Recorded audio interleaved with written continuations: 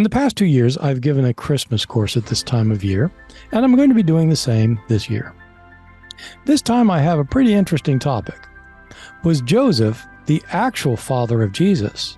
The New Testament evidence. Most people know that we have virgin birth stories in the New Testament, Matthew chapters 1 and 2, and Luke chapters 1 and 2.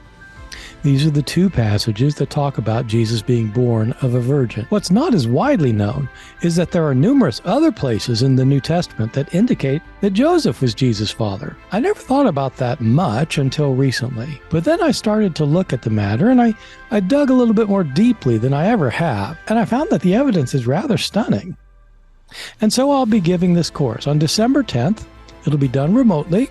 You can come and join me. There will be 2 lectures in which I'll cover some of the following questions.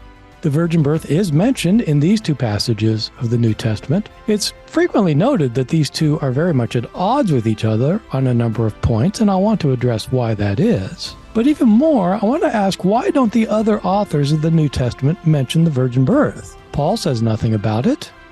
The authors of Mark and John, 2 other Gospels, say nothing about it. Was the virgin birth simply not important to these authors? Didn't they know about it? Why, in fact, do 3 of our Gospels explicitly say that Joseph was Jesus' father? And why do the genealogies that both Matthew and Luke provide, tracing Jesus' genealogical line through Joseph onto King David and the father of the Jews, Abraham, why is it that these genealogical lines actually go down to Joseph, but not to Jesus? Why would we have a genealogy of Jesus in a genealogical line that he doesn't belong to? Is it possible that the sources of these genealogies that were used by Matthew and Luke originally traced the genealogical tree not just to Joseph, but to Jesus himself? That Jesus stood in this bloodline? If not, what's the point of giving the genealogy? A genealogy that he's not related to. Moreover, are there other stories in the New Testament that make almost no sense if Mary was a virgin? In addition, if this view that Jesus was born of a virgin is mentioned only twice in the entire New Testament, that it was possibly unknown or even not believed by other authors, why did it become so central in the early Christian tradition down till today?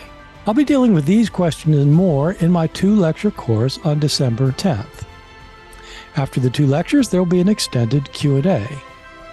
If you buy a ticket, you'll be able to have lifetime access to the recording of the course, whether you happen to come to the live event or not. The cost for the event is $24.95, but we have an early bird special that will go through December 2nd for $19.95.